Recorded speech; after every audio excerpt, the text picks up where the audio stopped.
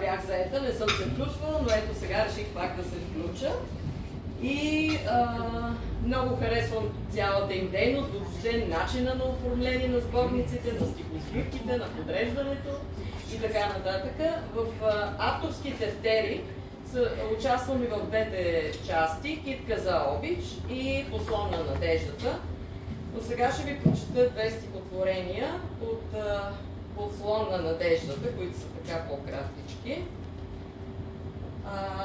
И двете стихотворения, всъщност първото е посветено на преподобна Стойна, където аз първо много обичах да ходя там, имах личен мотив да ходя и много се зареждах от това място и съм посветила много стихотворения на преподобна Стойна, а другото стихотворение е на Пламен Капитански, всъщност то се казва "На избрания да я рисува". Любов като магия на преподобна Стойна. Ти ли, пророчице, път ми пресече, подобно огън в сърцето на клуб? Ти ли молитва свещена прочете и за ръка ме поведе и чуд? Аз ли забравих коя съм, къде съм и от магията вяра пое? Пълна лъжица лечебна отека, даже съмнение всяко изтрих. Аз ли смирих духа си разбунен и се научих да кропвам глава?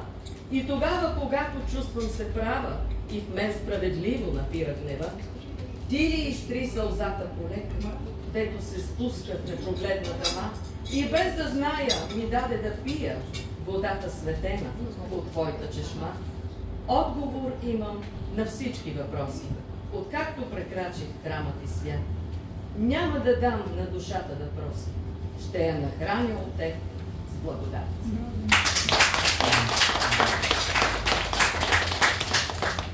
И второто стихотворение се, както казах, е посветено на художника Пламен Капитански, който всъщност рисува преподобна Стойна.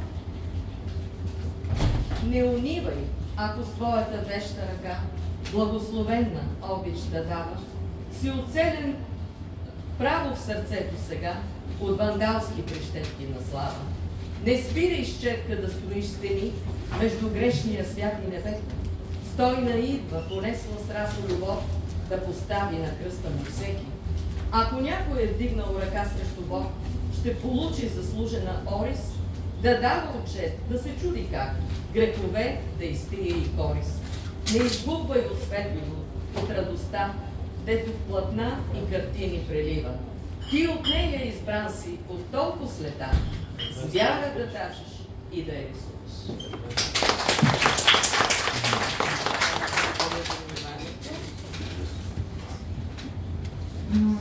Радомира Чухова